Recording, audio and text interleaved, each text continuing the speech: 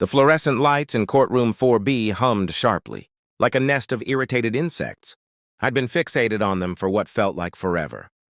20 long minutes doing my best to stay calm while my wife's attorney theatrically inspected my worn clothes. "Your Honor, I'd like to submit Exhibit 14 into evidence," he said smoothly. "Mr. Dalton's last 3 pay stubs from his place of employment. Let me check." He deliberately shuffled his papers, dragging out the moment. Here it is. Henderson's Auto Repair. Monthly income, $2,147 before taxes. He let the figure linger as if it carried its own stench. "My client, Jessica Dalton, earns $14,500 per month as a senior marketing director at Prestige Communications. Their daughter, Emma, attends Riverside Academy. Annual tuition, $38,000. He paused, then added, "Mr. Dalton's yearly income wouldn't even cover half of that." I sat silently at the defendant's table, wearing a blue Walmart button-down I'd bought on clearance, and said nothing. Beside me, my lawyer, Miguel Santos, a young public defender assigned to my case just 3 weeks earlier, shifted uneasily. "We're not asking for anything excessive," Jessica's attorney continued.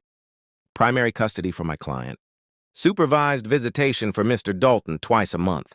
Child support calculated at the standard percentage, roughly $427 per month, given his financial situation."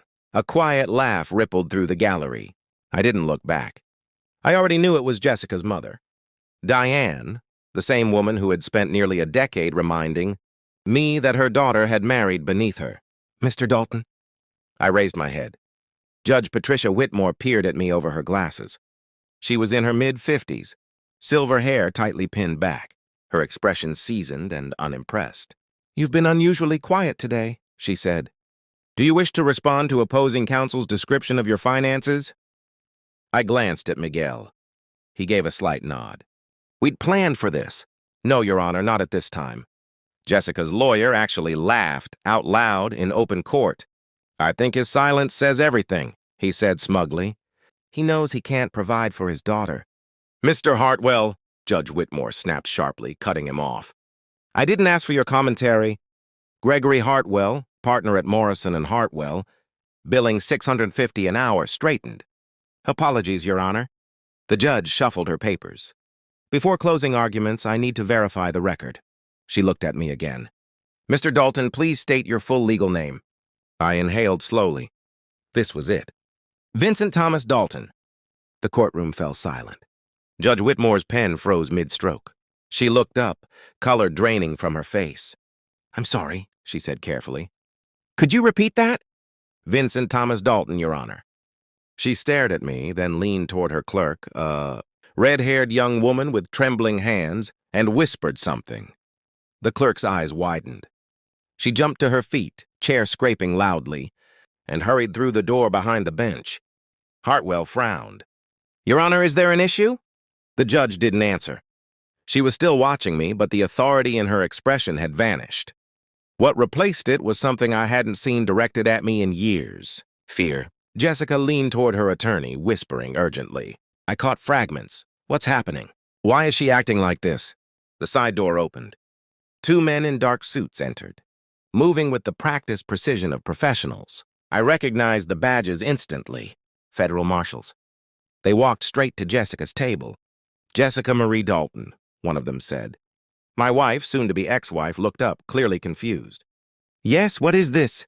"I'm in the middle of a custody hearing." The marshal pulled out a document. "Mrs. Dalton, you are under arrest for conspiracy to commit fraud, theft of government funds, and obstruction of justice." The courtroom exploded into chaos. Jessica screamed, an unfiltered, animal sound of disbelief that echoed off the wood-paneled walls. "What? No! This is insane! I didn't do anything!" Gregory Hartwell shot to his feet. "This is outrageous."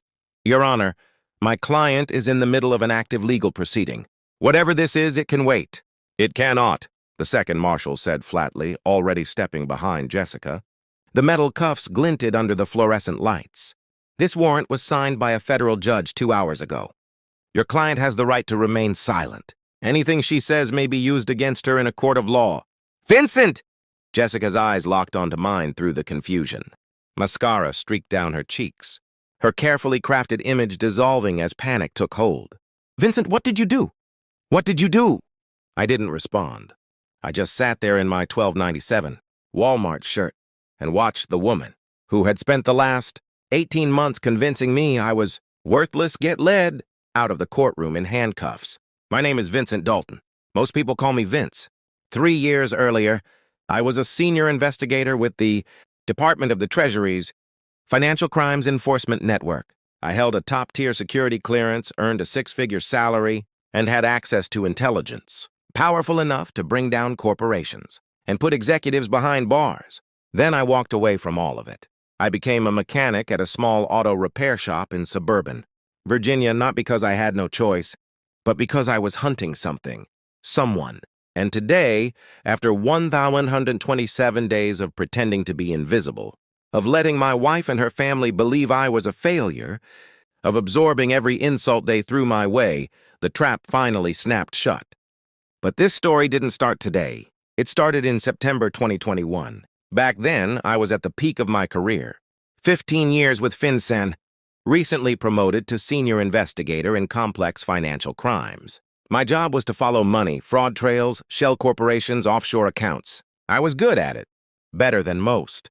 I'd helped put away hedge fund managers, a state senator, even the CFO of a Fortune 500 company. Jessica and I had been married 6 years by then. We met at a charity event in D.C. She was working PR for a nonprofit.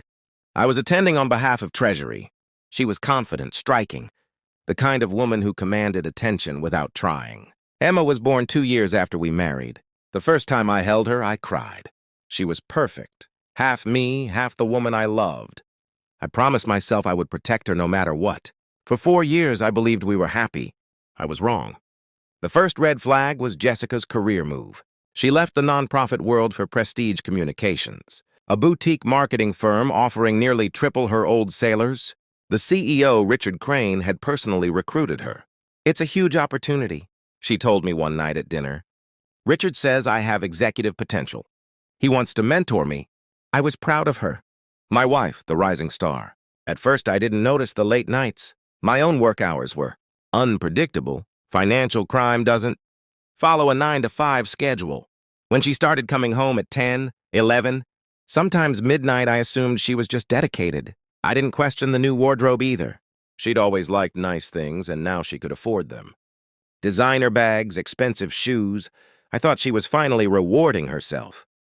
What I did notice was the distance. We stopped sharing our days, stopped eating together, stopped being partners in anything except parenting. Emma became the only thing connecting us. We revolved around her like two planets that had forgotten they were, meant to orbit the same sun. "You're imagining things," Jessica said when I finally tried to confront her. "I'm just under a lot of stress. Work is intense. We barely even see each other anymore. Maybe you should cut back on your hours instead of blaming me for working harder." That was when the arguments began. At first, they were minor, sharp words, short tempers. Then they escalated. Every conversation turned into combat. Every question I asked was labeled controlling. Every concern I voiced was dismissed as paranoia. In October 2021, I came home early from a conference in New York. A storm had canceled my original flight, and I managed to catch an earlier one instead. I walked into our bedroom and found Jessica with Richard Crane. The cliché of it almost made me laugh. The husband returning unexpectedly, the wife scrambling for clothes, the other man polished, silver-haired, soaked in expensive cologne, trying desperately to preserve his dignity while fastening his shirt. "Vince, this isn't what you think," Jessica stammered. "It's exactly what I think," I replied calmly. Richard stepped forward, palms raised as if soothing a dangerous animal. "Vincent, let's take a breath. These things happen. Adults can talk about this rationally." I studied him. 15 years in my line of work had taught me how to read people, the micro-expressions, the subtle tells, the unconscious movements that expose the truth beneath the words. And in that moment, I saw something in Richard Crane that went far beyond infidelity, arrogance, the unshakable belief that nothing could touch him. "Get out of my house," I said quietly. "Now." He hesitated. "Vincent," I added, my voice steady, "leave before I throw you out." He left. Jessica followed him to the door, whispering something I couldn't hear. When she returned, her expression had shifted. The guilt was still there, but beneath it was something colder, calculated. "I want a divorce," she said. "Fine." She blinked. She'd expected tears, begging, resistance. "That's it?" she asked. "What do you want me to say?" I replied. "You're sleeping with your boss. Our marriage is over." She folded her arms. "I want the house. I want primary custody of Emma. And you should know, Richard has excellent lawyers." "I'm sure he does." "You're not going to fight me?" I thought about Emma, about the life we'd built, about the endless hours I'd spent chasing criminals, believing I was making the world safer. And I thought about Richard Crane's face, his certainty, his confidence. Something clicked. A pattern I'd seen before dozens of times. "No," I said slowly. "I'm not going to fight you." Then I added, "Not yet." That night, after Jessica left to stay with a friend, almost certainly, Richard's penthouse, I sat alone in my home office and started digging. Prestige Communications had always felt off to me. A small marketing firm landing massive contracts with corporations and government agencies. A CEO living like a billionaire while running a 40-person company. A client list that included defense contractors, pharmaceutical giants, and multiple federal agencies. It took me 2 hours to uncover the first inconsistency. 2 weeks to grasp the full scope. Richard Crane wasn't running a marketing firm. He was running a money laundering operation. And my wife was right at the center of it. By protocol, I should have reported it immediately. Documented everything. Turned it over to my superiors. Let the system handle it. But there was a problem. Richard Crane had powerful connections. The kind that could make investigations vanish. The kind that could reassign agents, bury evidence. I'd seen it happen before. Names quietly removed from reports. Entire investigations erased with a single phone call. Strong cases? Solid evidence. Witnesses ready to testify. All of it disappearing because the right person called in the right favor. If I followed official channels, there was a real chance Richard would find out. And if he did, the evidence would vanish. Worse, my daughter was living under the same roof as a man running a criminal operation. If I moved too fast, if I scared him, Emma could end up in the middle of it. So I made a choice, one that would cost me everything before giving it all back. I went to the only person I trusted completely, Harold Chen, my mentor at FinCEN, 63 years old, 3 years from retirement, the most incorruptible man I'd ever met. We met at a diner in Arlington, the kind of place where 2 men in suits didn't attract a second glance. "You're certain about this?" Harold asked after I laid everything out. "I've tracked $47 million through Prestige Communications in just the last 18 months, I said. Delaware shell companies, Cayman Islands accounts, fake consulting fees paid to entities that don't exist. And that's with limited access. "And your wife?" he asked quietly. I stirred my coffee. "She's signing invoices, approving payments. Whether she understands what it really is, I don't know. Maybe she's convinced herself it's just aggressive accounting. Or maybe she knows exactly what she's doing and doesn't care." I didn't want to finish that thought. Harold sat in silence for a long moment. Then he said what I'd been dreading. "You need to step back, Vince. You're too close. Conflict of interest doesn't even cover this." "I know. If anyone finds out you've been investigating your own wife's employer..." "I know, Harold. I'd lose my job, my clearance, everything." I met his eyes. "That's why I'm asking for your help. Not as my supervisor, as my friend." He studied me, weighing risks, calculating consequences. Finally, he nodded. "What do you need?" "I need to disappear from FinCEN quietly," I said, with a reason that doesn't trigger alarms. "You want to go undercover?" "Not officially. I want to resign. Make it look like the divorce broke me. Like I couldn't handle the pressure." "Vince," Harold said slowly, "if you're not an investigator, Richard's people will be watching me," I said. "They keep tabs on federal employees. I've seen the files. But if I'm just another burned-out government guy whose wife left him for someone richer," I fade into the background. "Nobody watches the losers. And while you play the loser," I continued, "you keep digging quietly. Off the books. I build a case so thorough, so airtight, that when it finally surfaces, no one can bury it." Harold shook his head slowly. "You're talking about years, Vince. Years of pretending to be someone you're not. Years of watching your wife. And your daughter live with the man you're trying to bring down. I know. And if Jessica gets full custody, he pressed, if you lose Emma completely, my jaw clenched. Then I lose access temporarily. But when this ends, when Richard Crane is in prison and Jessica is facing charges, I get my daughter back for good. You're risking everything. No, I said quietly. I'm betting everything on the truth. And the truth always comes out. You taught me that. Sometimes it just needs a push. 2 weeks later, I submitted my resignation from FinCEN, citing personal issues tied to my divorce. 3 months after that, I was working at Henderson's Auto Repair, earning $17 an hour and living in a one-bedroom apartment that smelled permanently of mildew. The investigation had officially begun. For the next 2.5 years, I lived a double life. By day, I fixed cars, oil changes, brake pads, transmission repairs. My coworkers thought I was just another middle-aged guy who'd hit bottom after a bad divorce. They'd pat my back, buy me beers after work, tell me things would turn around. By night, I became someone else entirely. My apartment turned into a covert workspace. Encrypted hard drives, VPNs, burner phones, every detail isolated. Nothing traceable.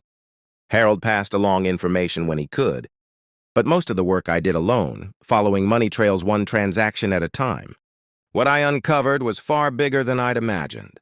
Prestige Communications was just the surface. Beneath it lay a web of shell companies spread across 12 countries, funneling money for clients who couldn't afford their names appearing anywhere near certain transactions. Mexican drug cartels, Eastern European arms dealers, corrupt politicians on 3 continents.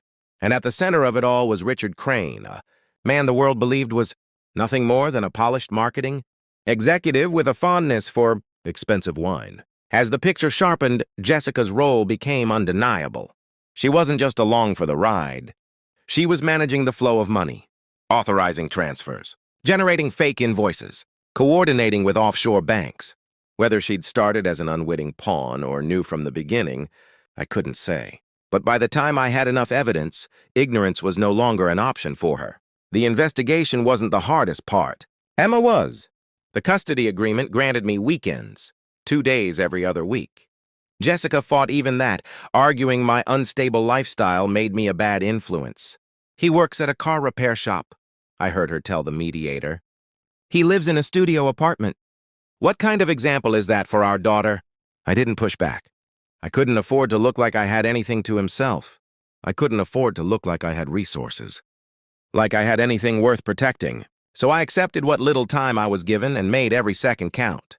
Emma was confused at first. She didn't understand why Daddy had left his important job. Why he lived in a small apartment now. Why he couldn't buy her the things Mom and Richard could. Are you poor now, Daddy? She asked one weekend. I have everything I need, I told her. I have you. Richard says you gave up, she said softly. He says you couldn't handle the pressure. It took everything I had not to react. People say a lot of things, sweetheart, I said carefully. What matters is what's true. What's true? I pulled her into a hug. That I love you more than anything in the world. And that one day you'll understand why Daddy made the choices he did. She didn't understand then. But she would. By early 2024, I had what I needed. 12 shell companies mapped. $27 million in traceable illegal transactions. Bank records, emails, recorded calls. A mountain of evidence so detailed, so airtight, that even Richard Crane's high-powered legal team wouldn't be able to twist their way free. But there was still one problem. Timing. If I turned everything over immediately, Jessica would be arrested on the spot. Emma would be placed in temporary custody, either with Jessica's parents, who despised me, or into the foster system. I couldn't let that happen. I needed to choose the moment of impact. And then Jessica handed me the opportunity herself. The divorce had been finalized a year earlier, but she never stopped trying to squeeze me. Motions to increase child support, reduce visitation, endless legal pressure meant to remind me where I stood. In February 2024, she filed to reduce my visitation to once a month, supervised only, citing my failure to maintain acceptable living conditions. The real reason? Richard was getting impatient. He wanted to adopt Emma, and I was in the way. We have to respond to this, Miguel Santos told me when the paperwork arrived. Fresh out of law school, assigned to my case because I qualified for legal aid. A good kid, earnest, completely outmatched. Don't respond, I said. What? His eyes widened. Vince, if we don't respond, she wins by default. You could lose your daughter. Let her think she's winning, I said. Let her push for a full custody hearing. Why would you want that? I met his gaze. Because I need her in a courtroom, on a specific date, in front of a specific judge. Miguel stared at me. What aren't you telling me? A lot, I admitted. But I need you to trust me. Trust you? He said. I'm your lawyer. You're supposed to tell me everything. Not this time. I put a hand on his shoulder. When it's over, I'll explain. But right now, I need you to do exactly what I say. Let her have the hearing. Let her think she's won. And when we walk into that courtroom, don't say a word unless I tell you to. This is insane. Probably, I said. Will you do it? He studied my face for a long moment. Whatever he saw there must have convinced him. Fine, he said finally. But if this blows up, I'm saying I warned you. Fair. The hearing was set for June 17th. I had 4 months to put the final pieces in place. The first piece was Harold Chen. He'd retired from FinCEN 6 months earlier, but his connections were still solid. More importantly, he had trusted relationships inside the FBI and the Department of Justice, people who wouldn't tip off. Richard Crane. It's ready? Harold asked when we met at our usual diner. I slid a hard drive across the table. Everything, I said. 3 years of work. Every transaction. Every shell company. Every name. Harold picked up the drive, turning it slowly between his fingers. You understand that once this is handed over, there's no pulling it back. They'll move fast. I know. Jessica could be facing serious time. Years. I know that too. He looked at me carefully. And you're at peace with that? She's Emma's mother. I thought about my daughter, about the life she'd been living, wrapped in luxury paid for with stolen money, raised by a woman who had chosen comfort over character. Emma deserves the truth, I said. About her mother, about Richard, about all of it. She deserves a childhood that isn't built on lies. Harold nodded slowly. When do you want them to move? June 17th. There's a custody hearing. I want her served in the courtroom. He raised an eyebrow. That's theatrical. That's justice. A rare smile crossed his face. You always did have a flair for drama. The second piece was Judge Patricia Whitmore. I'd researched every family court judge in the district. Most were compromised in one way or another, campaign donations from powerful firms, social ties to wealthy donors. Whitmore was different. 20 years earlier, her brother had been killed by a drunk driver, a hedge fund executive who hired elite lawyers and walked away with probation. Since then, Whitmore had built her career on one principle. Money would not buy justice in her courtroom. Before becoming a judge, she'd been a federal prosecutor. She still had deep connections at the DOJ, and she would recognize my name the moment I said it. The third piece was timing. The FBI agreed to execute the arrest warrant at exactly 10:45 a.m. on June 17th, 15 minutes into the hearing, long enough for Jessica and her attorney to establish their arrogance on the record, short enough that they wouldn't sense the trap snapping shut. Everything was set. All I had to do was walk into that courtroom in my Walmart shirt and let them underestimate me one final time. On the morning of June 17th, I woke up at 5 a.m. Sleep was impossible anyway. I showered, shaved, put on the cheapest clothes I owned, the blue Walmart button-down, khakis from Goodwill, scuffed shoes worn thin by time. I studied myself in the mirror. For 3 years, I'd played this role, the broken man, the failure, the discarded husband who couldn't compete with his wife's powerful new partner. Today, the act would end. My phone buzzed. Harold, assets in position. Green light confirmed. Good luck. I took a deep breath and walked out the door. It was time to take my daughter back. The chaos in courtroom 4B lasted about 7 minutes. Jessica screamed the entire time, at the Marshals, at Hartwell, at me. She demanded someone do something, anything. Hartwell tried. He objected. Threatened lawsuits. Demanded explanations. Federal warrants don't care about billable hours. When they finally dragged her out, the courtroom went silent. Judge Whitmore removed her glasses and looked directly at me. Mr. Dalton, she said slowly, Or should I say former Special Investigator Dalton? Vince is fine, Your Honor. She studied me for a long moment. I reviewed the FBI's summary affidavit this morning. In 23 years on the bench, I've never seen anything quite like this. I apologize for the disruption to your courtroom. Don't, she said. Something like admiration flickered across her face. For the last hour, your ex-wife's attorney has been arguing that you're an unfit father because you work at an auto repair shop. Meanwhile, you've been running a 3-year covert investigation that just dismantled one of the largest money laundering operations on the East Coast. Gregory Hartwell, still frozen at the plaintiff's table, had gone completely pale. Your Honor, he stammered, I had no knowledge of my client's— Save it, counselor, Judge Whitmore said coolly. You're going to have much bigger concerns than this. Custody matter once the FBI starts examining Prestige Communications. Legal representation. Hartwell sank back into his chair, drained of color. The judge turned to me. Given the circumstances, all existing custody arrangements are suspended pending a full review. However, based on the evidence presented today and the clear instability of the mother's current situation, I'm granting you temporary emergency custody of your daughter, effective immediately. I closed my eyes. 3 years. 127 days of pretending to be nothing. And now, finally, Emma was coming home. Mr. Dalton. I opened my eyes. Yes, Your Honor. Go get your daughter. She paused, then added, almost smiling, and the next time you're in my courtroom, wear whatever you want. The school was 15 minutes away.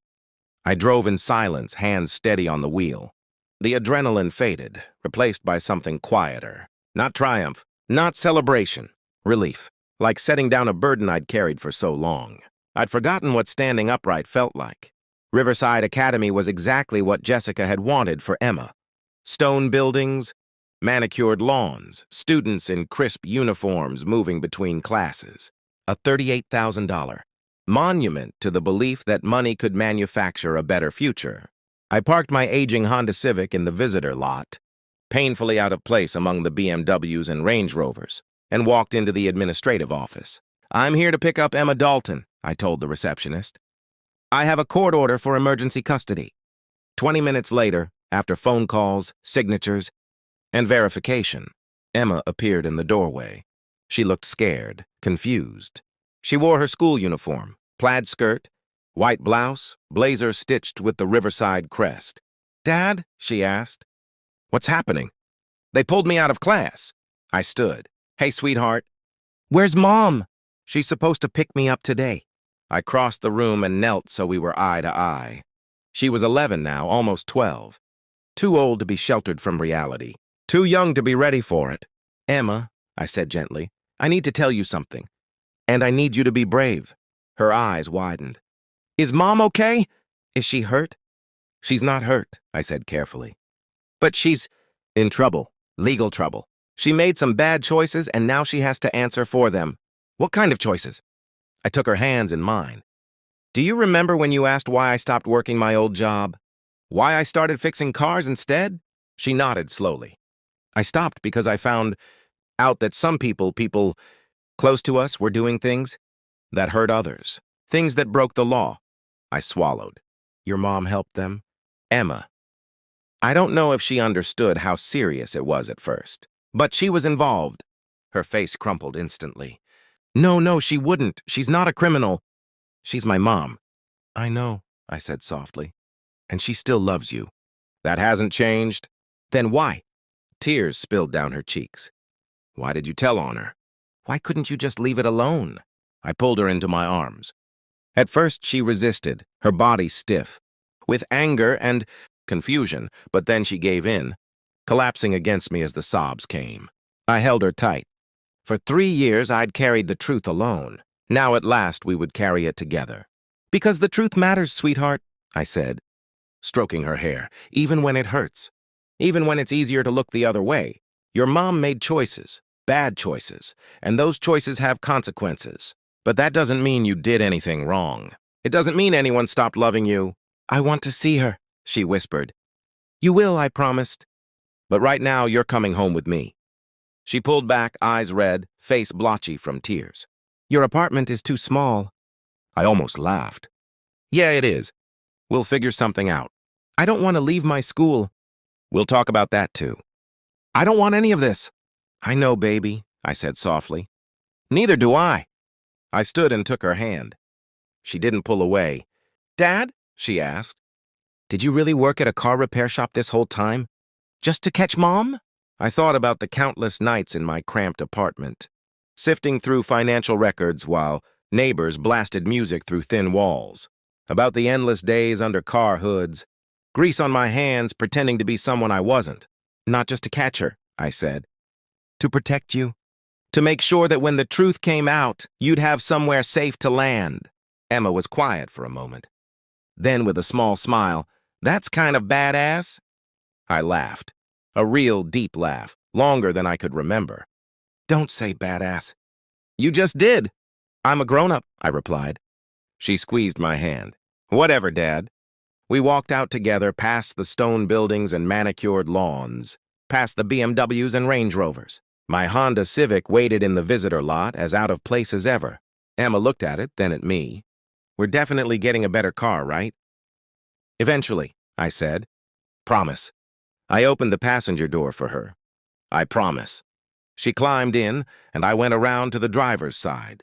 As I started the engine, I glanced at the Riverside Academy sign in the rearview mirror. I thought of Jessica sitting in a federal holding facility, waiting to be processed. Of Richard Crane, whose arrest had happened simultaneously at his downtown office. Of Gregory Hartwell, probably already on the phone with his own lawyers. And I thought of the past 3 years, every sacrifice, every humiliation, every moment of doubt. It had all led here, my daughter in the passenger seat. The truth finally revealed. The start of something new. Dad? Yeah? Can we get McDonald's? I'm starving. I smiled. Yeah, sweetheart. We can get McDonald's.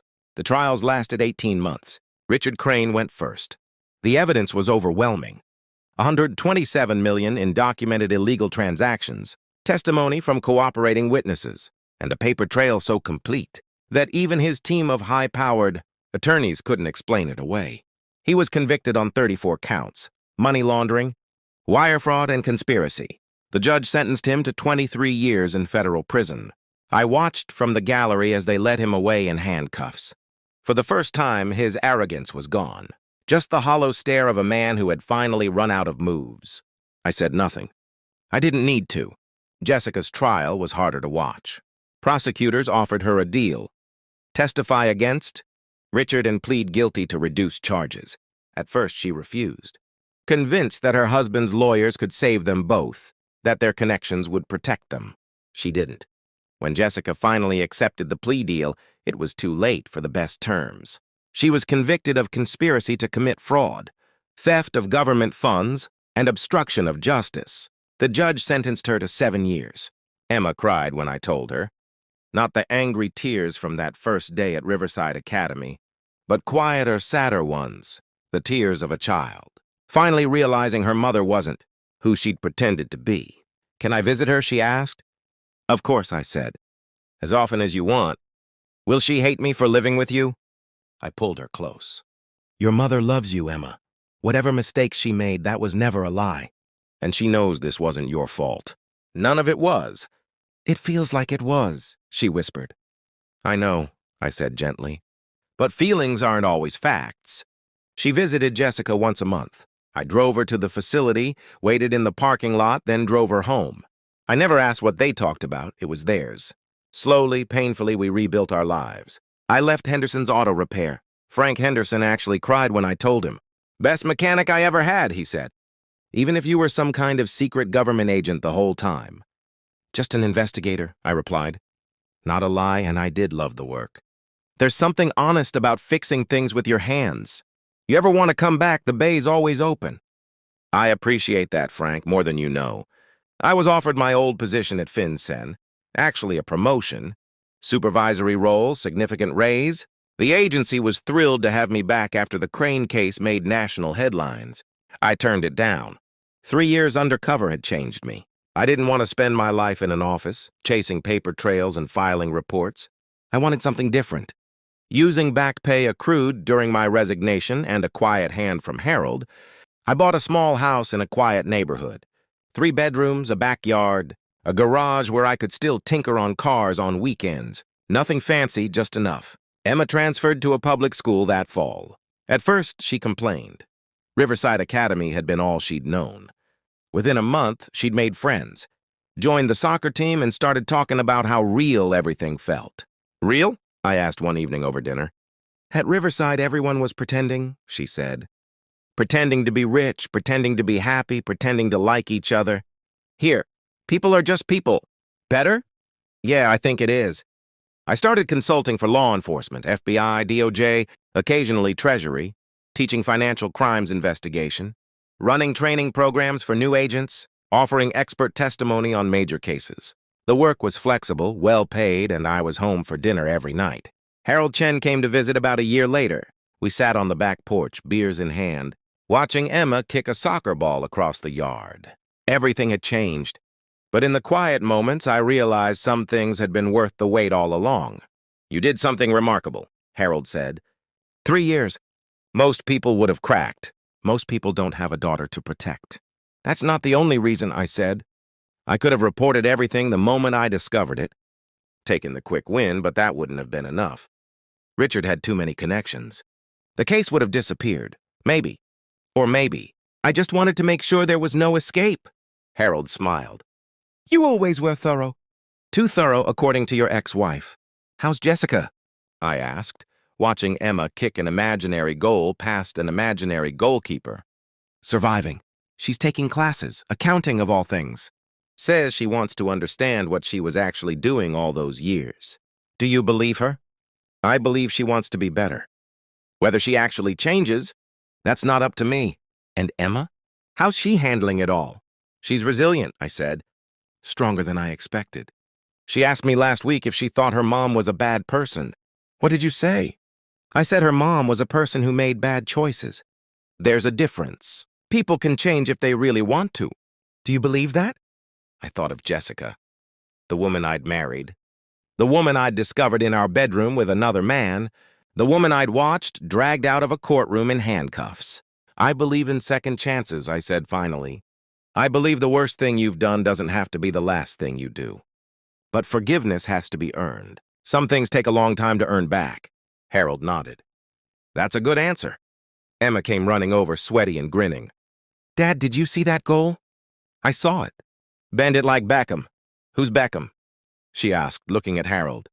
I laughed. I'm officially old. Join the club, Harold said, smiling. Later that night, after Harold left and Emma was asleep, I sat alone in the living room. The house was quiet, the kind of quiet I used to dread in my old studio apartment, but now it felt peaceful. On the coffee table sat a framed photograph, the only one I'd kept from my old life. Emma, at 3 years old, laughing at something off camera, her whole face lit with joy. That little girl had no idea what was coming. No idea that her parents' marriage would implode, that her mother would go to prison, that her father would spend 3 years pretending to be a failure just to protect her. But we'd survived, both of us. I thought about Gregory Hartwell laughing at my Walmart shirt. I thought about Judge Whitmore's expression when she first heard my name. I thought about Jessica screaming as they dragged her out of the courtroom. And I thought about the lesson it had all taught me. People will underestimate you. They'll look at your clothes, your job, your bank account, and decide they know your worth. They'll laugh, dismiss you, write you off. Let them. The truth doesn't care about appearances. It doesn't care about designer suits, expensive lawyers, or how much money you have. The truth waits, patient as stone, until the moment it's ready to reveal itself. And when it does, everything changes. Sometimes Emma asks if I regret it.